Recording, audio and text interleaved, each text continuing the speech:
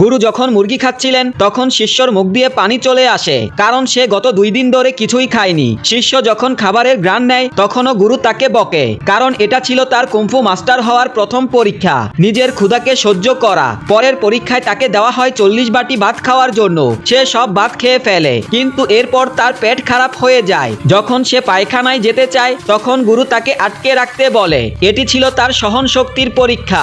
সে বুঝে উঠতে পারে না কিভাবে পায়খানা আটকাবে। তখন সে তার একটি পাথরের ধারানো কোণের উপর চেপে বসে। এভাবে সে এই পরীক্ষাটিও পাশ করে। পরবর্তী পরীক্ষা তাকে ব্যথা সহ্য করতে হবে। তার আঙুলে জোরে জোরে হাতুড়ি মারা হয়। এরপর আসে গরম এবং ঠান্ডা তাপমাত্রায় বেঁচে থাকার পরীক্ষা। প্রথমে তাকে ফুটন্ত পানিতে রাখা হয়, তারপর বের করে বরফের পানিয়ে ডুবিয়ে রাখা হয়। পরবর্তী পরীক্ষা ছিল ধৈর্যের। তার মাথার উপর একটি মোমবাতি জ্বালিয়ে রাখা হয় এবং তাকে গরম চায়ের কেটলির উপর দিয়ে হাঁটতে বলা হয়। এতে তার অবস্থা খারাপ হয়ে যায়। সে ভাবে সব পরীক্ষা শেষ, কিন্তু তখন গুরু বলে, এখনো তো তোমার আসল পরীক্ষা শুরুই হয়নি।